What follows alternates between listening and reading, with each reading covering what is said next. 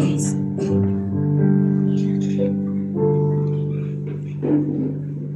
you, Lord.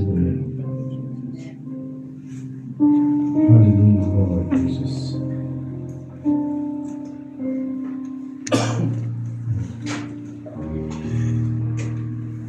Thank you, Lord.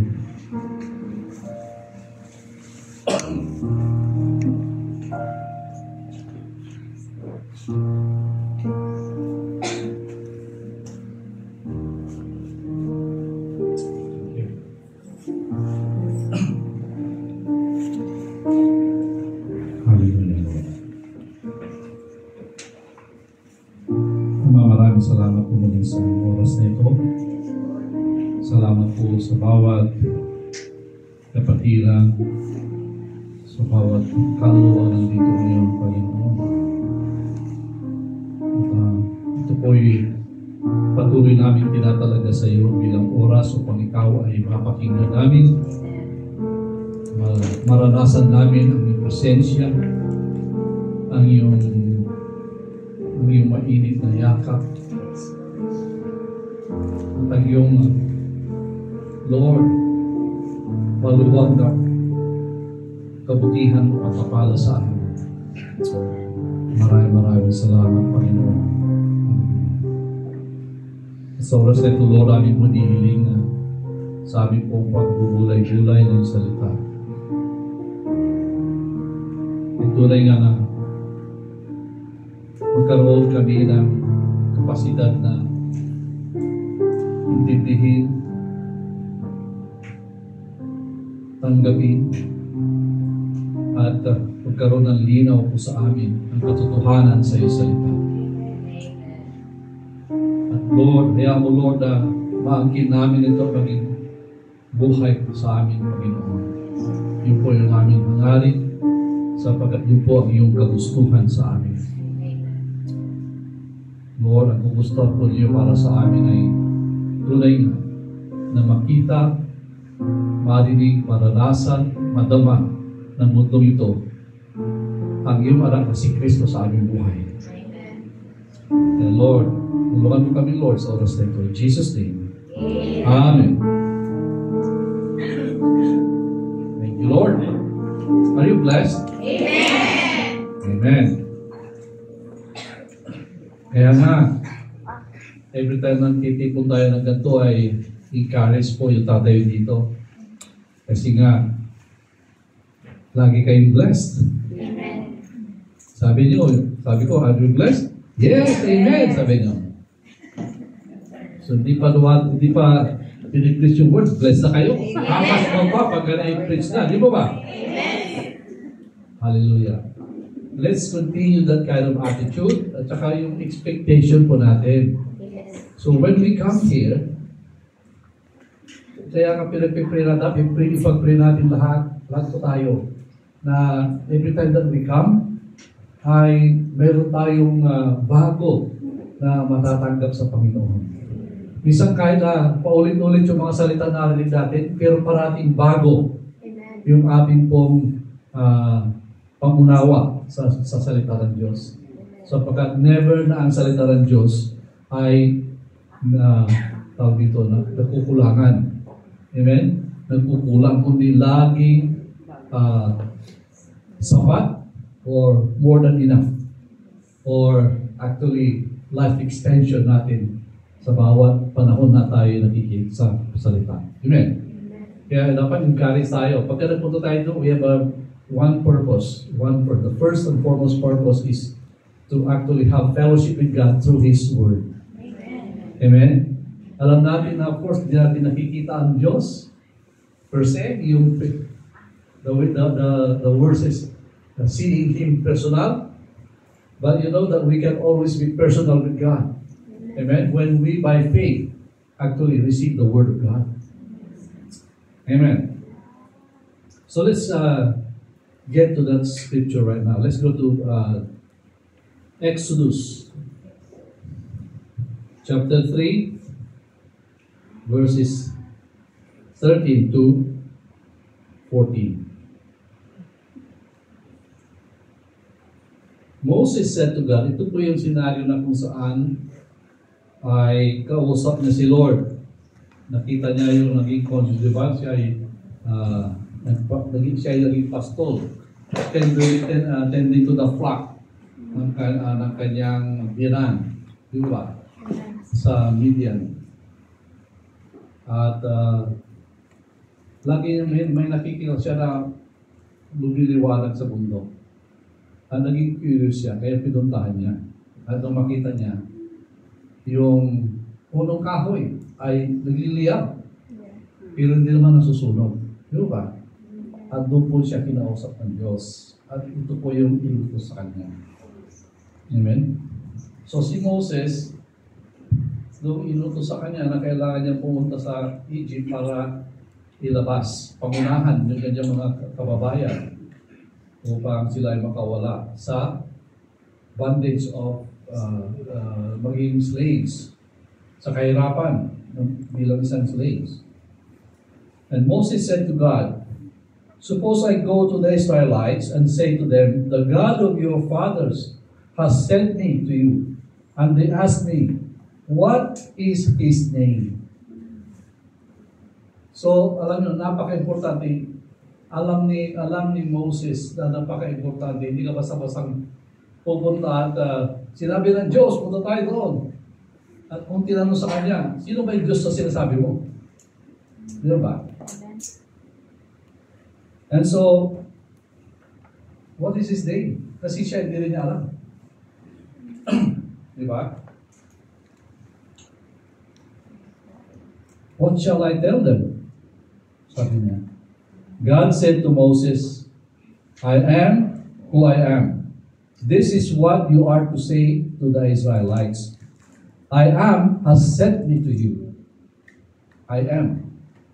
Pero yung sa text po sa Hebrew, mas appropriate po yung I am that I am. Kasi mas active siya, mas ibig sabihin muna sa word na I am that I am.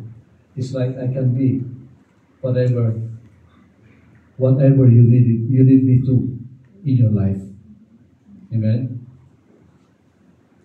Or I will be who I will be. Alam niyo sa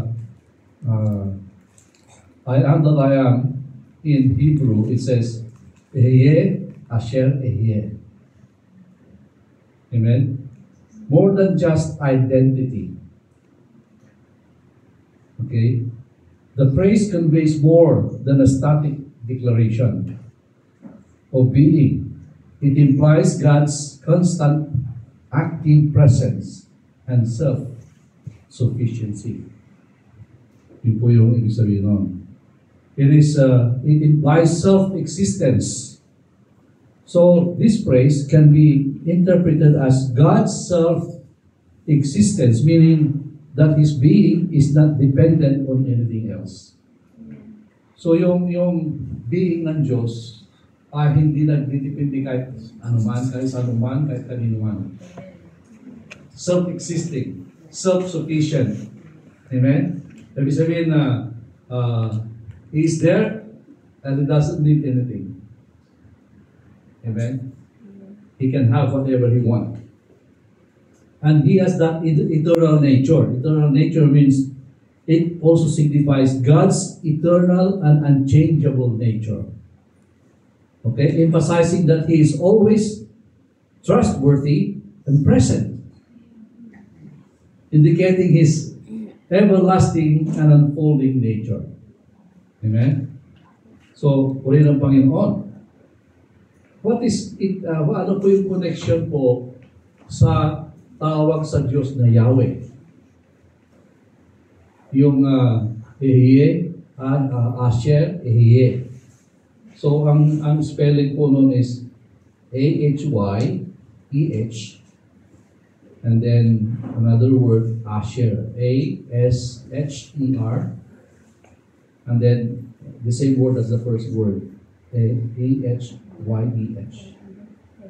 So it is related to God's covenant name, which is Yahweh. Alam po niyo yung ang pag-spell po ng Yahweh sa English is Y-A-H-W-E-H. Pero sa Hebrew, it's YHWH. Wala pong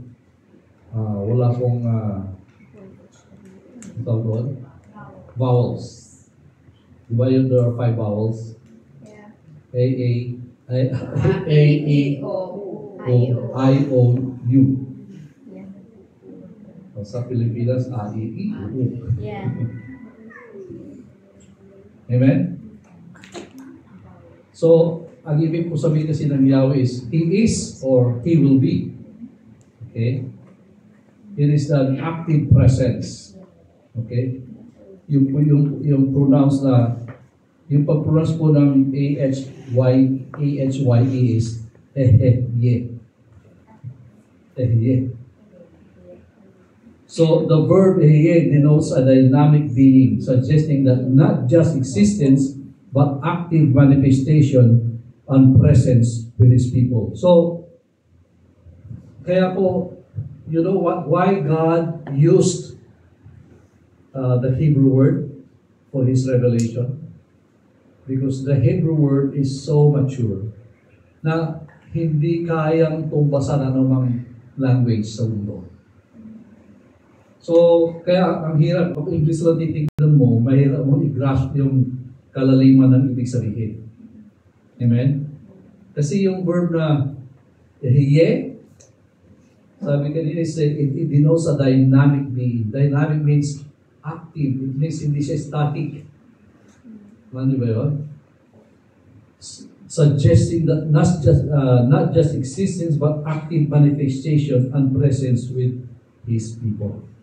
So, nagaya ngayon, wala tayong nararamdaman, pero active siya sa buhay natin.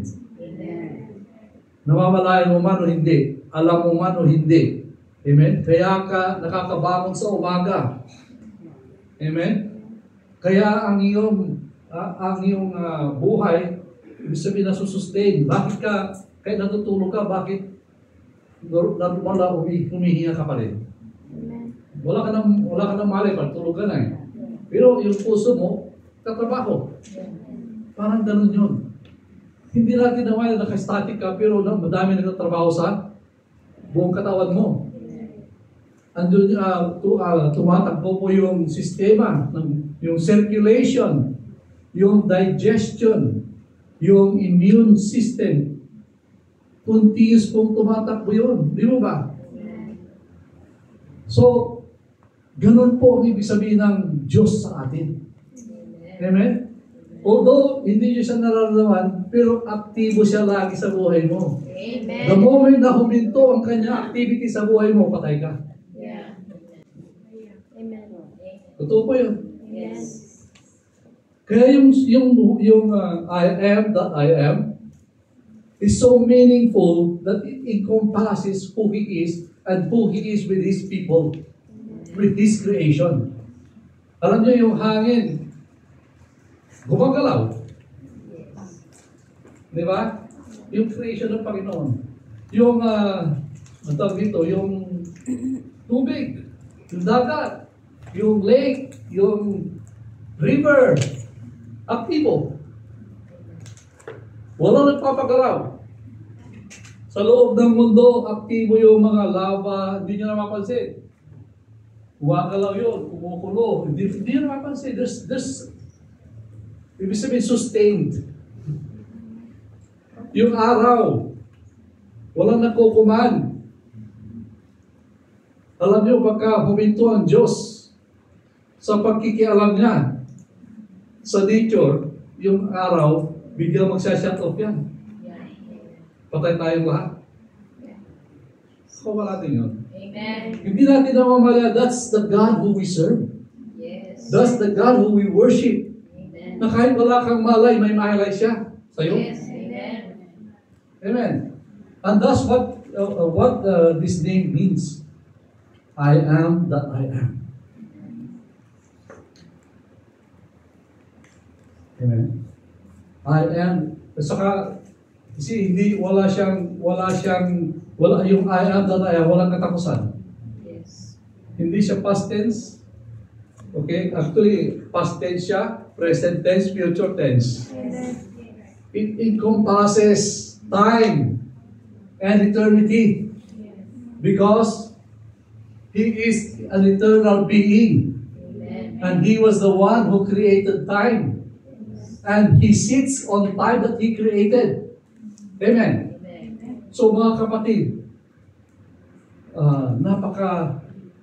napaka immense yung ibig sabihin ng I am, hindi basta-basta. Amen.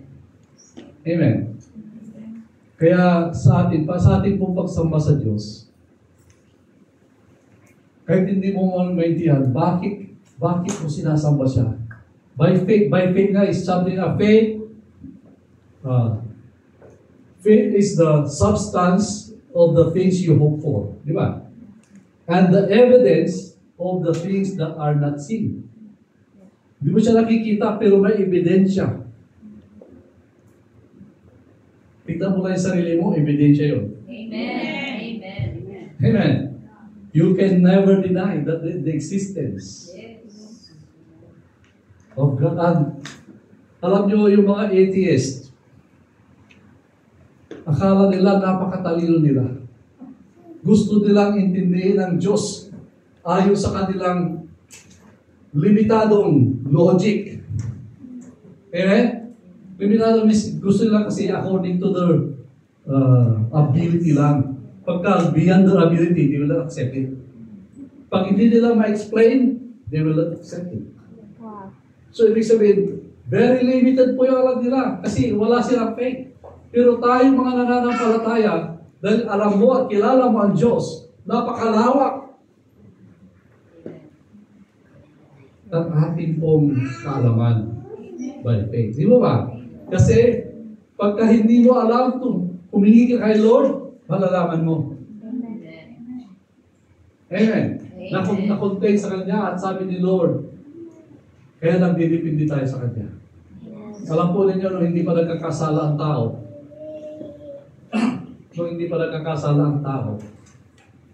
ay constant po yung update ng kaalaman ni Adam and Eve.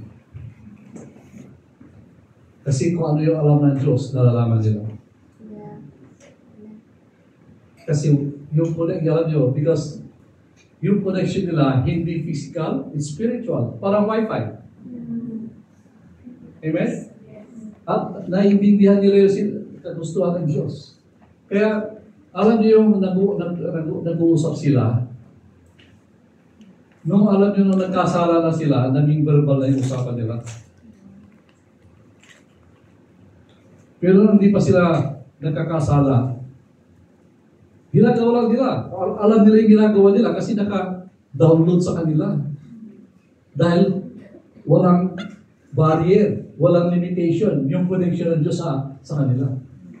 Amen. Pero ngayon, yung kasalanan na tinamo ng tao, yun po ang nagiging barrier ng will ng Diyos sa buhay natin. Kung kaya dapat nating pag-aralan, kaya dapat nating purposely na basahin, intindihin, aralin ang salita. Nang sa ganoon ay maluwagan natin yung harang. Kasi yung pong ating laman ay harang. Kasi ang ating laman ay ruled by corrupted nature ng kasalanan ng Diablo. Amen. Amen. Kaya nga, pag ikaw ay namumuhay na sa Espiritu, wala na imposible sa'yo. Amen. Diba? Sabi sa Bible, to him who believes, nothing is impossible. Or everything is possible. Amen? Hallelujah!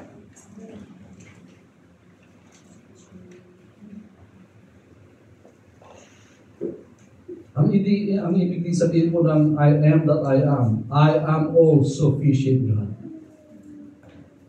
Yan po yung ibig sabihin ni Lord. Para sinasabi ng Diyos, what you want me to be, I will be that to you. So walang limitation. Ang relasyon ng Diyos sa atin ay walang limitation. Amen. Yung connotation ng pangalan niya na that, I am that I am, ibig sabihin nun, what you want me to be in your life, I will be that to you. Amen. Amen? I will be your healer. Amen. I will be your deliverer. I will be your provider. I am your best friend. I am your savior. Amen. I am your redeemer. I am your strong tower. Amen. I am your fortress. I am your living bread. I am your living water. Amen. I am your resurrection. I am your life. I am the light of your world. I am your light. Amen. Amen? These are the names of God. Di ba daming pangalan? Kasi bawat pangalan ng Diyos ay yun ang relasyon natin sa pangangailangan natin sa Kanya. At yung pagka-Diyos sa buhay natin sa Kanya. Amen? Amen. Ba't ang daming pangalan? Sabi doon, Elohim. Ano ba ibig sabihin ng Elohim? Supreme One or Mighty One. Elohim. El Shaddai, the Almighty. Okay? Jehovah Rapha, the healer. Jehovah Shaman. Jehovah is there. Jehovah Ra, the pasture, or to pasture, to tend to grace. Ibig sabihin, inaalagaan tayo para tayo ay hindi magutom. So, Jehovah Ra. Alam natin, Jehovah Jireh, alam natin yun. Jehovah Nisi, the Lord is my banner. Amen? Jehovah Tsidkenu, the Lord is my righteousness. Hallelujah. Jehovah Makadesh, the Lord who sanctifies you. So dahil yung pangalan po ng Diyos sa dami. Pero it sums up doon sa I am that I am. Kung anong pangangailangan mo, yun ako. Ibig sabihin? Praise, alam niyo po yung pangalan ng Diyos ay related po sa existence natin. Yung ipinakilalang pagka-Diyos niya, ipinakilalang pangalan niya para maintindihan natin, para sinasabi ng Panginoon, ako ang Diyos niyo sa lahat ng pangangailangan niyo. Amen. I am that I am. Wow. So mga kapatid, although sinabi na ng Panginoon ang kung sino siya sa atin, at ipinakita po niya magmula nung umpisa hanggang sa dulo, ay ipinakita po niya yung desire niya sa atin. Diba? Sabi, kaya alam niyo yung mga symbolic na pinagawa sa mga Israelites. Kasi yun ang gusto niya mangyari sa atin.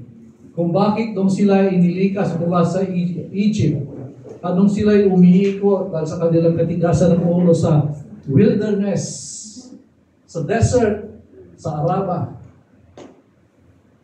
ay bakit laging nasa gitna yung tent of meeting at sila nakapaligid? Pinapakita ng Panginoon na gusto niyang makasama tayo lagi. He will always be in our midst. Amen. His presence is always in our midst. Amen. Pinapakita ko yun. It's a symbol. It is a parallel. That's the pinapakita ng Panginoon. It's a typology. Yung lahat ng pinakita ng Panginoon.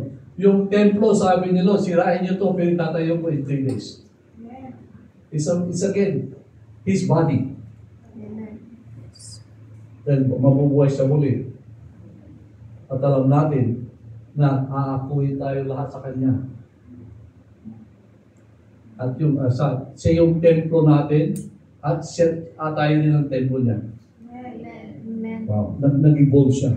Yeah. So ibig sabihin, as much as we need God, but He showed also, the moment He created us, yun ang design ng puso niya, na siya ay maging kaisa natin siya. Amen. Amen? Amen. So I am that I am encompasses everything. Every plans that He has is embodied in that name. Amen? Yung desire niya na makiisa sa atin, you see, the moment na ikaw ay tumanggap sa Kanya, ikaw ay naging isa sa Kanya, sabi niya, He who is born again is one in spirit, nakikiisa ka na sa Kanyang Spirito. Ano ibig sabihin nun?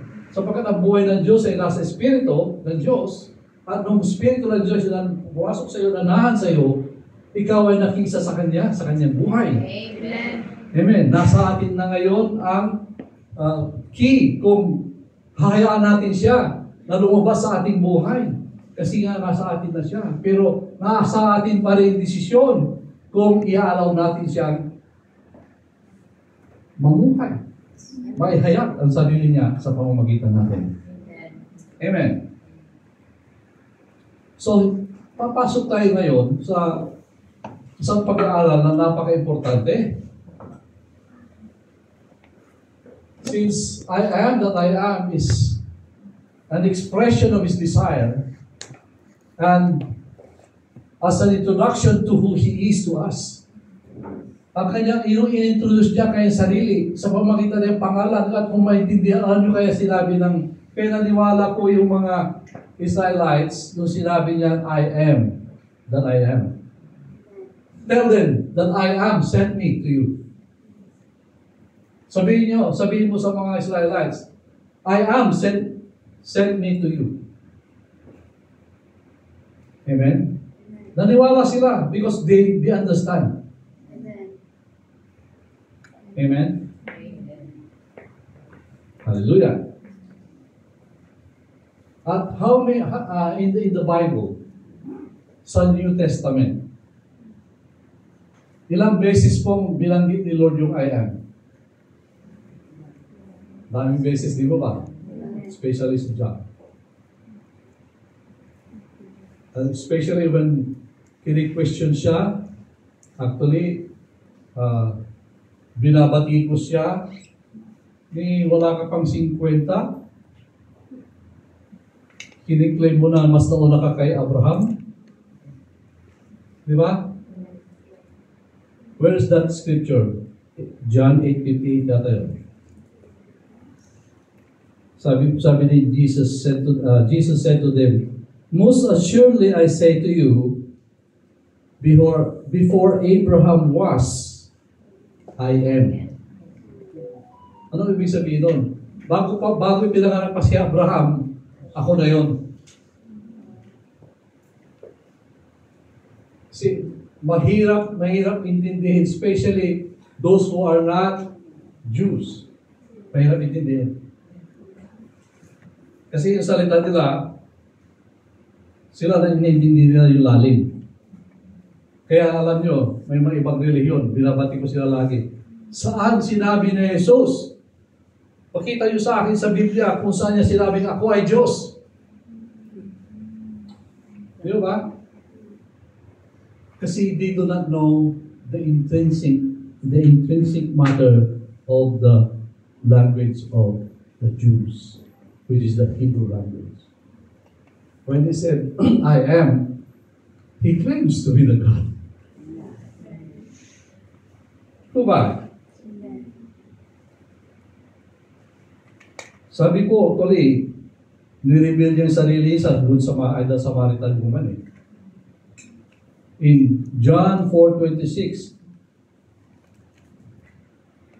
dahil sinabi niya kung ano yung buhay niya, ano yung mga events na nangyari sa buhay niya, na nagkaroon na siya ng maraming asawa at ang kinakasawa niya ay hindi asawa.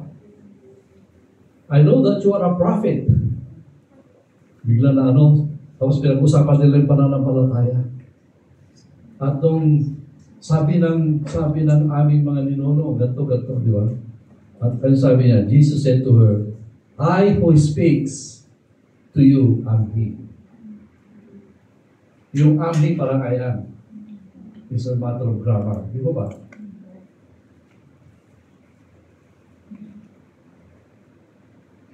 At hindi lang yan, pati doon sa isang saan niya sinabi?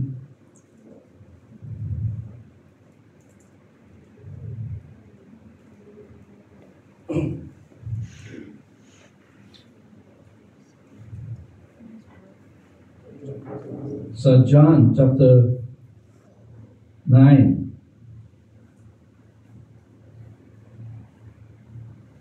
doon sa lane na pinagaling. Sorry, doon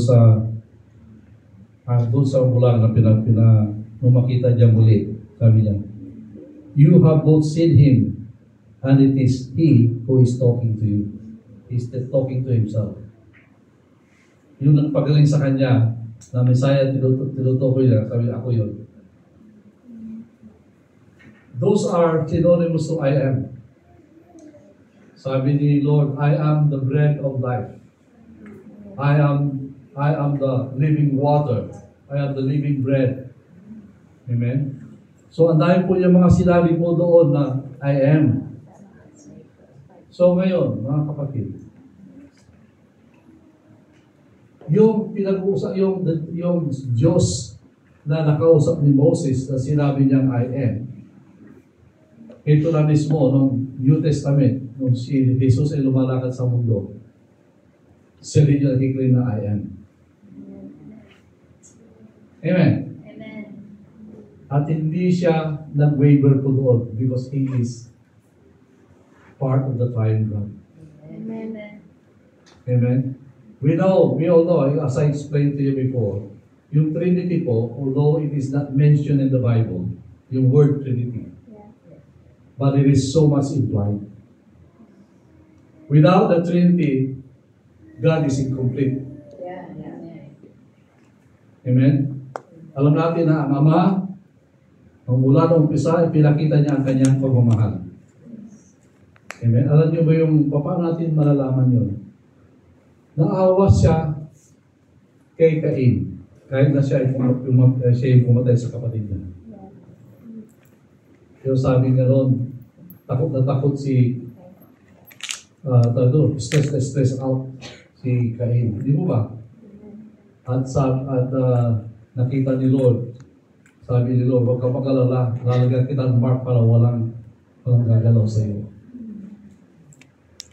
Ibig sabihin, alam, nakasala siya, hindi niya alam, wala siyang mali na nakapatay siya, parang it's because of envy. Hindi mo ba? Kasi hindi sila sa away sa sin. Pero mahal sila ng Panginoon. Actually, ang unang pinakita ng Panginoon, yung pinalaya sila sa garden is for man's sake. At hinarangan po yung gate para hindi na sila makapasok at makakain doon sa tree of the knowledge of the fruit of the tree of the knowledge of good and evil. Why? The moment sinful man eat of that, wala nang pag-asang maligtas. Forever na silang makasalanan. Ano yun? So that's God's love. He started preparing for the redemption. It took Him 4,000 years, more or less 4,000 years before Jesus came. Amen? So what I'm saying here, na nakatawang tao, mamaya sinasabi ko kanina, para ay kumplituhin ko lang. So si Lord, ang Diyos Ama, mahal na mahal tayo. Amen. Pero hindi niya magawa yung gusto niyang iparamdam sa atin. Dahil hindi pwede, moment na nagpakita sa iyo ang Amang Diyos, mamamatay ka. So what He did is, He had to come as a man so that sa katauhan ni Kristo ay makahalubilo niya, mahipon niya ang tao na hindi mamamatay. Amen. Amen. Amen. So Jesus became the expression, the Father God's love expression. Amen. Pinaramdam niya na mahal niya tayo kasi sa katawan ni Kristo, siya ang ginamit para tubusin tayo. Amen. Dahil hindi natin kaya tubusin ang sarili natin. At nung nahanda na dahil sa pagkamatayan ni Kristo ay nabayaran ang ating utang, ating mga kasalanan, ay hindi rin magiging posible na matanggap natin yung salvation na walang Holy Spirit. Amen. Kaya si Lord Jesus Christ ang nag-resurrect, di ba ba?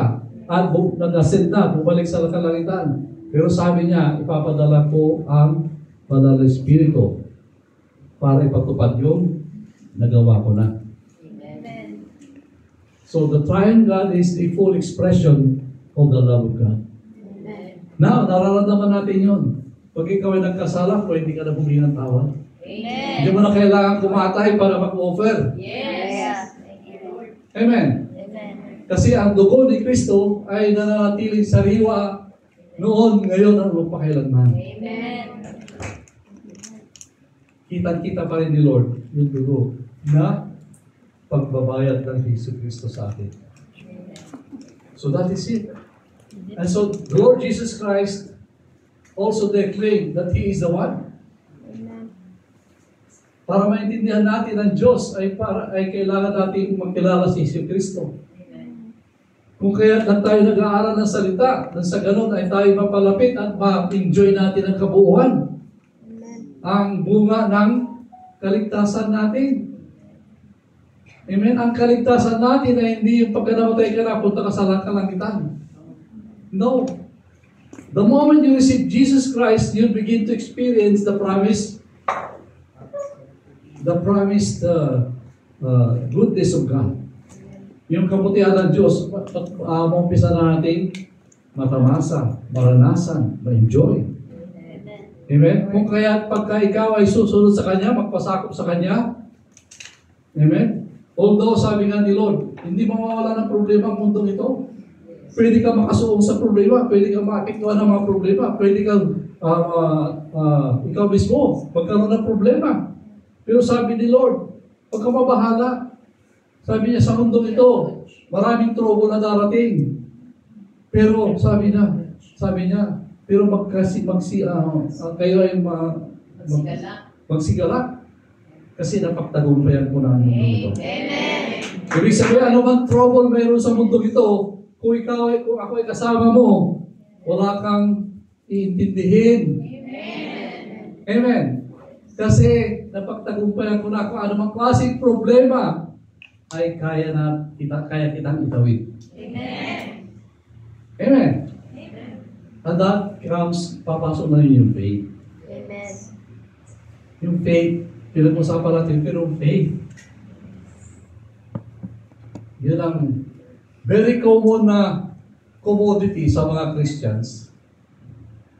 Pero hindi alam gastusin. Sabi nga faith is the currency that we use to transact business with God. Amen. Parang may business tayo. We have a business deal with God. We can only claim what God has promised through faith. Kaya nga sabi doon sa Ephesians 2:8-9, ano sabi mo doon? You have been saved by grace through faith. Dahil sa awa, yung grace, biyaya, pero sa pamagitan ng pananampalataya mo, doon sa biyaya binigay sa iyo, makakamit mo ang kaligtasan. Kaya grace alone cannot save you. Yes. It takes your faith Amen. that you actually anchor on the grace of God so that you will experience the product of grace. Amen. Ano po yung grace? Kaligtasan natin. Ano yung kaligtasan? Hindi lang po yung hindi ka pupunta sa impyerno. That is the end. That is the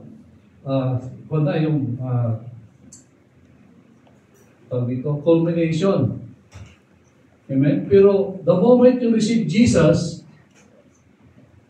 amen, you begin to enjoy.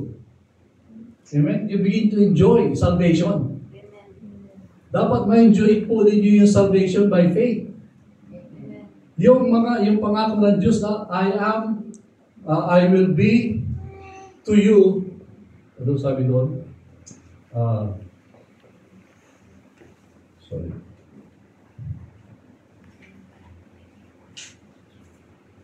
What you want me to be, I will be that to you. Okay. Kung ano yung gusto nyo sa akin, para sa inyo, yun ang yun ang magiging. Di ba? Amen. Kung ano man yung pangangailangan mo, magiging ako yun sa buhay mo. So, whatever it is, yung pangalan ng I am that I am, when you put your faith into it, then whatever God's promises in the Bible, it will be yours. Amen. At hindi natin mamalaya, kailangan sensitive pa tayo para hindi tayo kulang sa pagpapasalamat, pagpupuri sa Diyos. Minsan marami po nangyayaring mga ginagawa ng Diyos sa atin dahil hindi tayo sensitive. Okay lang. Di ba? What I'm saying here is, although na-experience nyo na, binabaliwala natin. Kaya hindi tayo nagpapatuloy ng papasalamat. Sensitive lang tayo pag may nangyayari negative. Ano ba naman yan? Yeah. Di ba? Yeah. Pero pagka dumadaan ka na wala kang problema, okay lang sa'yo. Wala kang namamalayan. Hindi ba kailangan tayo magpasalamat lagi nga? Kasi marami kang alam na nangyayari na kabutihan sa buhay mo na hindi ka nagpapasalamat. Di ba sabi ko sila, kanina yung ayan that I am, ibig sabihin, yan, Diyos ay aktibo lagi. May ginagawa, active siya, hindi mo na mamalayan. Amen. Pero alam niyo ba, the moment that you begin to give thanks, alam mo na kailangan mo magbigay ng pasalamat sa mga bagay na minsan hindi mo naintindihan, minsan hindi mo mamalayan. Pasalamat ka lang. Alam mo, kapag ikaw nagpapasalamat dahil sa kabutihan ng Diyos, you will begin to see the small things. Amen. You will begin to give thanks to so much. Minsan, di ba, pagka ginagawa mo yun, yung ibang mga asawa namin, ano nangyari sa kanya? Hyper siya. Pero niya tagal. Okay lang. Kasi kilala mo yung sarili mo kung gano'n nagpapasalamat sa Diyos. Amen. Because you're giving thanks to God, is your relationship, personal relationship to Him. Kayo lang ang dalawa niyo nakakaalam nun. Yan ang sikreto niyo dalawa. Amen. So mga kapatid, sa ating pagbabasa ng salita ng Diyos, sa ating pong meditation means when you read a scripture or a praise or a verse, hindi para binasa mo lang. Ibig sabihin, namnamin mo siya. Amen? Namnamin mo siya.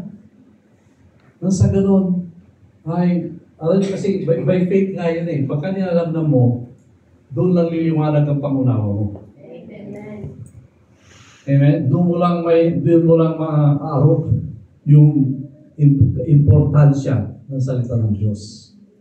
Especially, bisan nagiging ano lang tayo pagka may kailangan tayo kay Lord eh.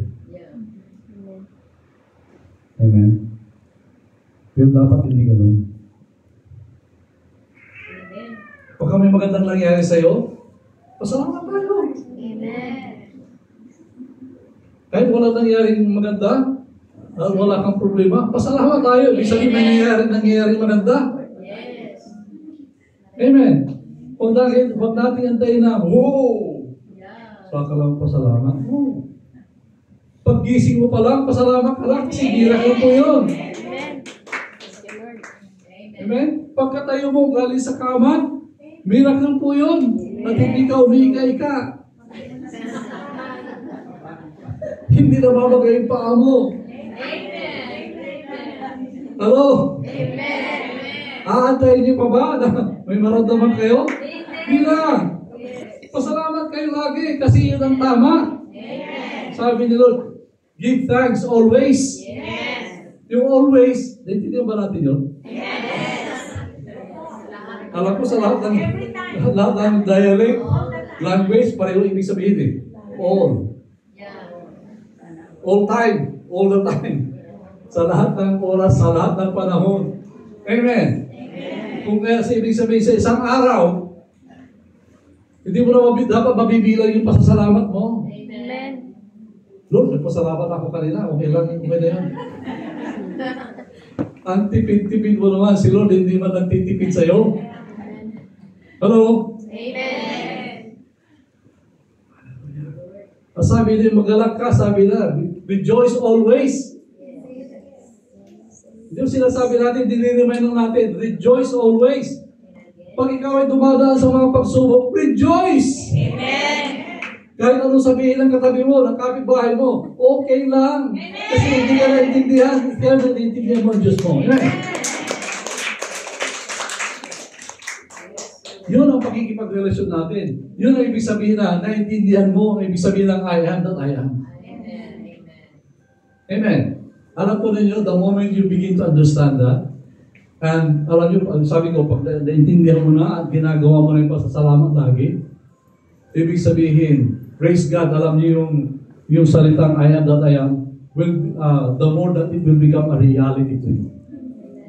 Kung ikaw ay nangangailangan, magpuri ka sa Panginoon, magpasalamat ka na kahit wala ka pa nakikita sagot. Ibig sabihin, naniniwala ka. Sinabi ng Panginoon na I am that I am to you. Amen. And later on, darating yung mga pangangailangan mo. Why? Amen. Because you believe it. By faith. Because you believe it. Amen. When you say, thank you, Lord. Amen. Kahit hindi pa dumarating, thank you, Lord. You mean it. Pag sinabi mo, you mean it. Hindi yung, okay lang, pasalamat ako ngayon. Sigurado, no. Thank you, Lord, as if you have received it. Amen. When you do that, it comes. Kasi hindi pwedeng pigilan ng kalangitan ang pagpapala na kalaan sa iyo kung ikaw ay naniniwala na sila. Papasalamat ka na nga eh. Amen. Di ba? Especially pag kami nagpangako sa iyo, hindi pa dumarating. Thank you doon sa ano ha? Hello? Ay kung kaibigan mo, naiiyan ng hindi ibigay kasi nga nagpapasalamat ka na. Ang Diyos pangarating kaya? Amen. Ganun po yung relasyon natin sa Diyos. Alam nyo, I am preaching this because this is my life. I always give thanks to God. Minsan nasaktanan pa ako, thank you Lord. Totoo po yun. Thank you Lord. Why? I know that God will heal it. Ibig sabihin, hindi ka nagpapasalamat dahil masakit. Nagpapasalamat ka kasi Lord, pagagarihin ka niya. Kasi insulto yun sa Diyos ko. Salamat mo sa pinasakit mo. No, you are already believing that your healing is coming. Hello? Hindi ba intindihan ng mundo yun? Pero kung naintindihan mo kasi alam mo yung Diyos mo. Because He is the I am that I am. Amen. Hallelujah! Kaya excited ako mag-preach sa inyo lagi. Did you receive it? Yes. Live by it, okay? Huwag niyo itago sa bulsa. Tago niya sa puso, sa diwa, at sa iyong kaluluwa. Amen! Let's pray. Hallelujah. Father, we are so thankful, Panginoon, sa kabutihan mo sa amin. Salamat sa iyong salita, Panginoon, dahil ito ay totoo. Ito ay makapangyarihan. Ito ay buhay. Lord, maraming salamat, Lord. We rejoice and we give thanks and we are, Lord, we are so glad, Panginoon, because you are that you are. You say claim and Jesus claim it too, Lord. And He is our God, He is our Lord, He is our Savior. Father, we just give thanks in everything. In Jesus' name. Amen. Glory to God.